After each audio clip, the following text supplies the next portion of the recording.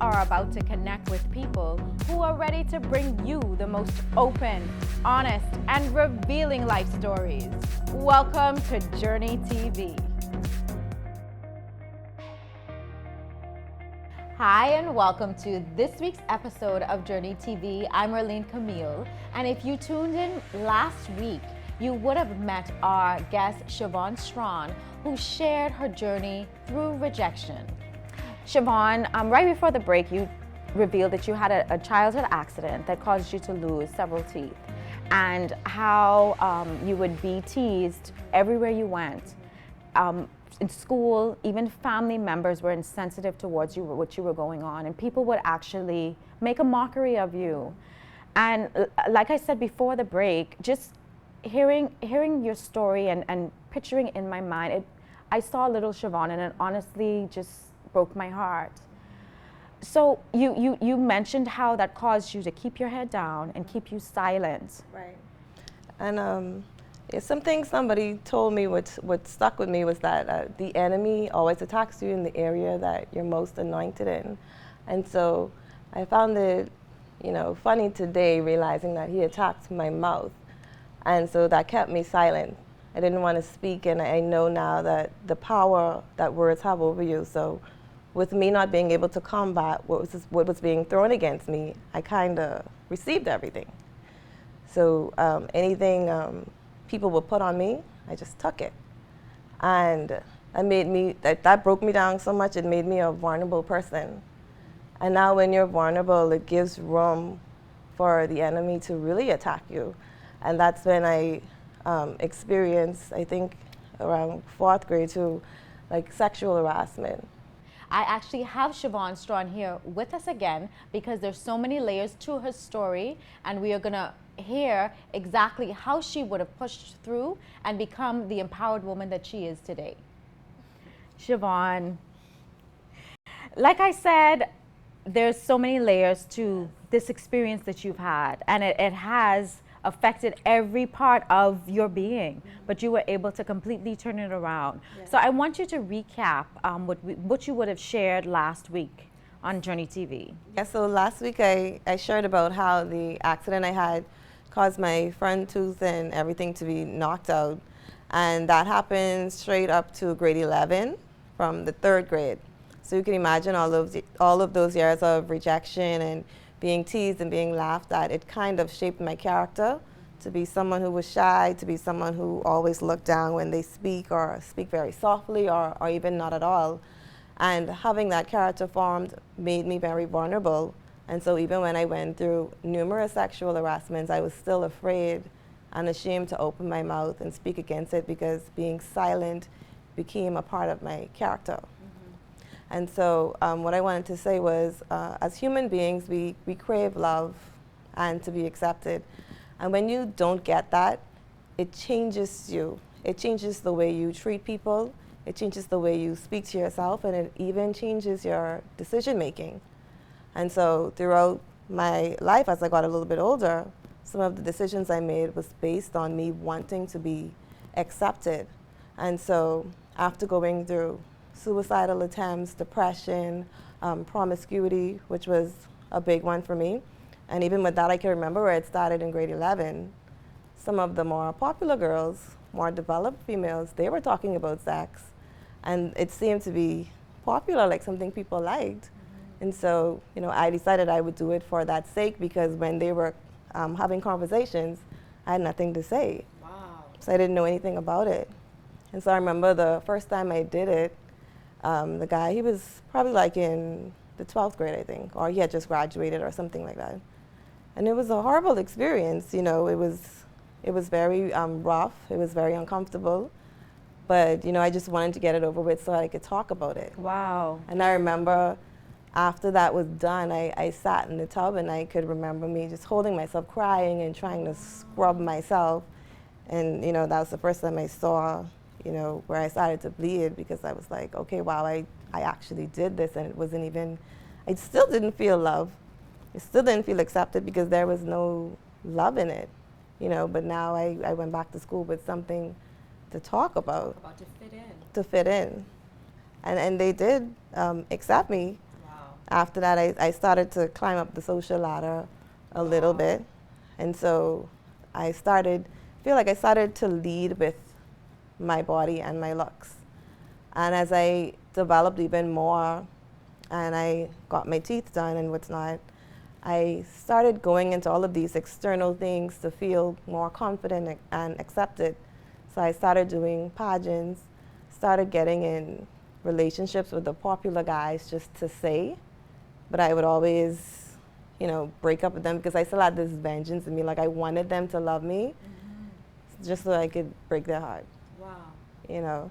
And all of the going into the pageants, I went into Toastmasters. I was just trying to find a way to build my confidence. All of the dating and everything just became external, like on the inside. I was still damaged and still very broken, but another part of the acceptance still felt a little bit good. So I got addicted to feeling good. And that turned into me smoking weed. And then I became addicted to smoking weed, partying, drinking. But I think the weed aspect of it was one of my biggest struggles to quit and one of the most difficult times that I went through in my adult life because I had an overdose with it. And that's the only reason I ended up quitting. But up to today, I think I would have still been using it if that hadn't happened.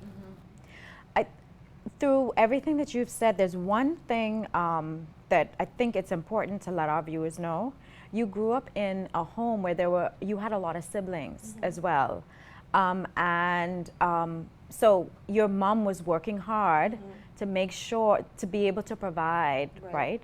So you still was looking for that attention, that acceptance, and that love. So there's a couple things that happened, and like you said, she was really busy trying to provide for y'all. So even assisting you with fixing your teeth after the accident and all. So it's just a combination of things that created the environment for this stuff to happen, and for you to be able to, to long for that love and that acceptance. But like you said, you never found it externally. Internally, internally you still battled. So help me to, let us know. Actually, we're going to take a break. But on the other side of the break, I want you to tell us about how you were able to step on the other side of rejection and all these things that unfolded. Okay? Don't go anywhere. We'll be right back after this break. Nkosi Kweku-Simonet, CEO and Operations Manager at Sign Island. Sign Island started from desperation. My wife went ahead and bought the first printer.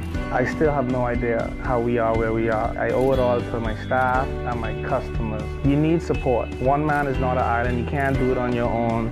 If you think you can do it on your own and you are succeeding, you can do even more with a little bit of support. The support I've got from my clients has been amazing. Welcome back, and Shavonne Strachan is sharing her journey with us. So Shavonne, before the break, I would have asked you just to let us know how you were able to step on the other side of, I guess, the seeds of rejection that were planted early on in your life and continue to follow you through. So what happened was, even up to today almost, like I said, that shaped my character. So I already had the character of being a shy, promiscuous, sexy, whatever you want to call it, kind of person, like to feel good, like to have fun. But one of the things I remember happening was God shifted my environment. It wasn't anything that I had planned, to be honest. I was just living my life, going about it day by day. But I always had a heart for God, or just a spiritual aspect to myself. So one of the first things was me moving out of Freeport into Nassau, and also getting my first professional job, which was at BTC. So I started to see the way other women carried themselves, because again, coming out of the inner city and all of these addictions and stuff like that, I looked nothing like how I look today. I looked like somebody that was addicted to these things. And sometimes when I look at past photos, I could see it all over me, like the hurt, the depression, the weed, the alcohol, the partying, it was all weighing on me. And then once that happened, again, God started to shift me again into going back into church. And then from that, it was starting my own organization. And so the more he developed me or placed me in environments, even when I was not ready, it kind of forced me to get ready. I remember even going on YouTube, researching how to look like a professional. That's how much I did not know. I was looking at how a lady should carry themselves, hygiene, you know, things that I should do, because again, you don't have anyone to teach you these things or tell you how you should be. But one of the biggest things for me, even though I was not perfect or ever really fully engulfed in it, was having something to believe in. And that was God, like having something to hold on to. Even when I overdosed and I thought I was going over my mind, and I sat down one night just holding my head, feeling like I could feel my mind like trying to slip away. And I went through that for 3 months quietly. And the only thing I could do is just ask God to please help me, like don't let me slip away, like bring me back, you know? And so those were a lot of the things that helped me to develop into the person I am today. And even up to today, I am still battling with that, still trying to push past the story that the enemy tried to put on me. I'm opening up my mouth now, you know, I'm smiling. I'm like, I am not going to let my past, my present, or people stop me from opening up my mouth anymore. I'm like, this is where my power lies. This is why I went through all of this. And I feel like, I always told myself, if I was to die today, like just right now, and it was just like, so Shavonne went through all of that, the end, I would be upset. So I need to find out why, while I'm on this earth, why did that happen to me? Why was there so much opposition coming against my mouth, coming against my life? There has to be some purpose in that. And I feel like when you think about it like that, that gives me my strength, because I need to know. I need to see what was on the other side, like why me when everybody was out enjoying their childhood. Sorry. While everybody was out, you know, having a normal childhood, and you're the one getting all this abuse, just being an innocent, humble child. It's like, I'm going to fight back. I'm going to push back against it, because you're not going to do all of that to me and then just say, and that is the end of my story. So it gives me that real feeling of love and purpose when I fight back and impact other persons around me. And so I'm like, okay, you want to put me through that? I'm going to help other people. I'm going to help other women to combat those attacks against their lives. And I'm going to speak out about it. I'm going to open my mouth. Awesome. And the work that you are doing through your organization, going into the same places that you grew up, the inner city, and pouring into young people, it is amazing. What type of freedom does that give you internally? Because all this time you've been looking for that internal freedom, for that, to feel that love. Right, and even with that, I tell persons now, we become better when we help other people become better. So all the while we're looking for all of these external things, and I was like, my freedom and that love and that acceptance really came when I started helping other people become free. Like, that made me feel good. That made me feel genuine love, because I think that's the purest form when you can actually change someone's life and, you know, show them like there is another way. And none of this was planned. That's what's so crazy. So only like talking about it now and seeing how things are lining up, I'm like, okay, now I'm getting a little glimpse. And once you could kind of see, I just needed to see a little bit to completely change the path that I was on, and my whole demeanor and the way that I dress now and speak. And I want to help other people who are in those environments get out of that and understand that there is another story and there is another plan for your life. This isn't the only one. And while I may not be perfect or living up to, you know, the world standard of how you should be, Christianity-wise or religion-wise. I'm confident in God and my story and who He called me to be now.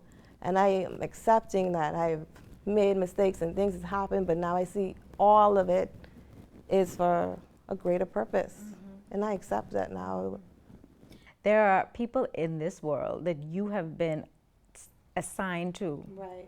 And you will be able to reach them because of the journey that you have gone through. Yes, I found my tribe. And I think once I found that, that's what really made me feel love more than a man could, more than my mother, my father, friends, weed, everything. None of that compared to actually discovering your why.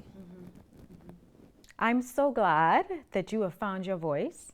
And I'm going to be here waiting to read this book because I speak that book over you. I speak books over you. I speak that your voice will be heard in every corner of this world, Shavonne.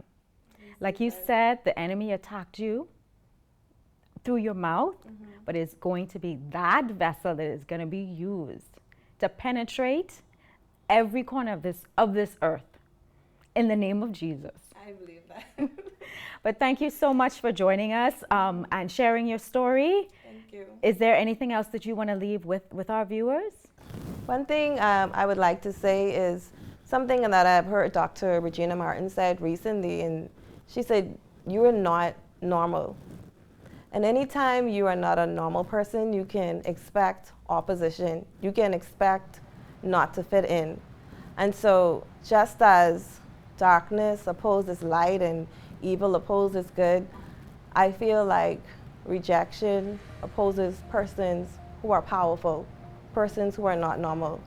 So accept that, walk in it, believe in it, and understand that if you are feeling rejected or not accepted, it's just because you are a powerful person, and choose that story over the enemy's story for your life.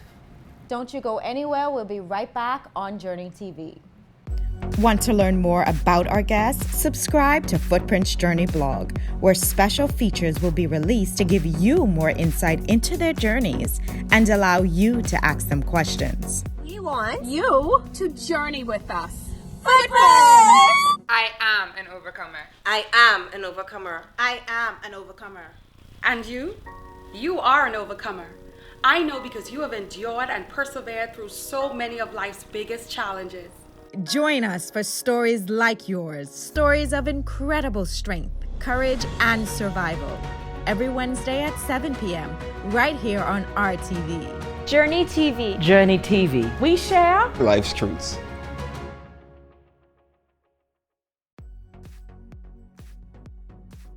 The Give Back, presented by Ensure. Your life, your health, your Ensure. My name is Catherine Coakley, and I am the founder and lead coach of The Authentic Woman. The Authentic Woman is a female-focused community that is geared towards helping women break through into their identity and into their purpose. I desire to see women live full lives in their faith, full lives in their family, full lives in their ministry, and in their business. And how I do this is through a coaching academy, a coaching experience, a signature program called the Win From Within program that assists women in confronting the things in their life that has lived within their blind spots and that has kept them from fully walking in their identity and purpose.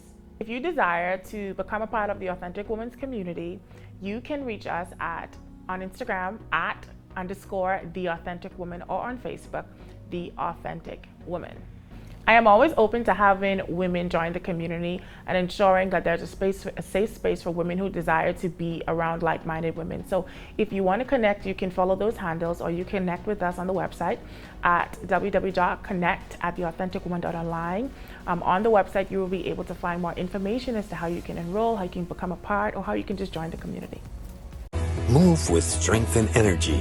Drinking Ensure, you get vitamins, minerals, and up to 30 grams of high-quality protein. Your life, your health, your Ensure. So last week, of course, Shavonne joined us, and she, went through all the different layers of how rejection affected her. This week, we brought her back on because we needed to hear more of her journey, and she shared how rejection became a part of her being and how she acted out. She admitted to being addicted to marijuana. She even admitted to, for a period, she became promiscuous, and that was out of first being silent when people were taking advantage of her. And also, you know, just sometimes to fit in and sometimes to get the attention because she wanted to be loved. She wanted a safe space. Even the way she went about it was, you know, different, but she wanted a safe space. She wanted to belong. What can we, how can we support adolescents that may be battling the same way that Shavonne would have been before she evolved into this empowered woman? So, dealing with an adolescent child or young adult that may be acting out can be very difficult for parents, especially when they have not developed or have within their toolbox the necessary parental skills and coping skills that they need to either teach their child or to parent their child. So when parents see their adolescent child or young adult acting out, they may see the drinking or they may hear about it. They may not even know about it, right? They may see the substance use. That's usually because those, if not due to social pressure, those children are trying to mask, trying to numb something that's hurting them on the inside.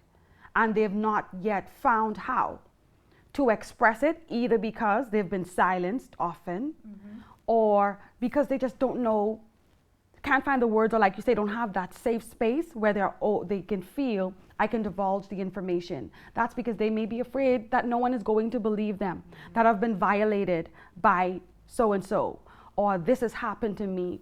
Oftentimes we try to make our young people feel as though they don't have a voice or an opinion, okay? Or if they do have one, it does not matter.